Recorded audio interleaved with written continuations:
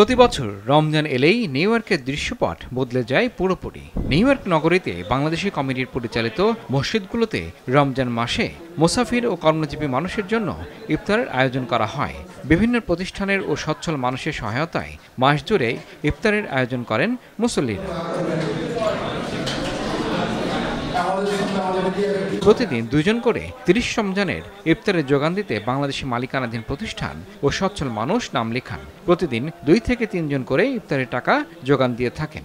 4-5 জন group করে আমাদের এই ইফতার কন্টিনিউ করতেছি।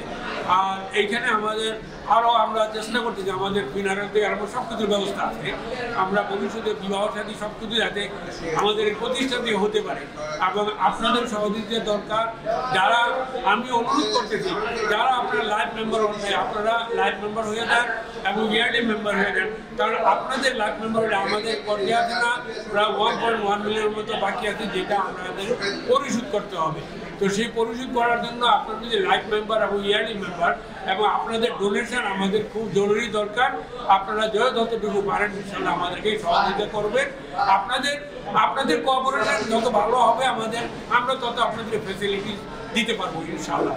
আর আমাদের প্রতি ইফতারের সময় আমাদেরকে যে আমাদের মুয়াজ্জিন উনিও ইনশাআল্লাহ কোরআন তেলাওয়াত করবে। এখন আমি ওনাকে ডাকতেছি। এবং সিয়াম সাধনার এই মাসে যুক্তরাষ্ট্রের নিউ ইয়র্কের ব্রঙ্কস নিউ বোল্ড বাইতুল আমান ইসলামিক সেন্টারে প্রতিদিন অন্তত 450 পুরুষ ও মহিলা ইফতারে অংশ নেন।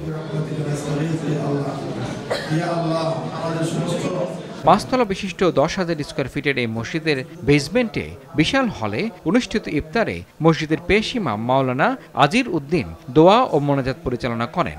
আর মসজিদের মুয়াজ্জিন হাফেজ মোহাম্মদ ইয়াসরের আজানে ইফতার সারেন উপস্থিত মুসাফির মুসল্লিরা। এই দৃশ্যে মনে করে দেয় মুসলিম ভ্রাতৃত্বের কথা। ইমরুল হাসান, RTV।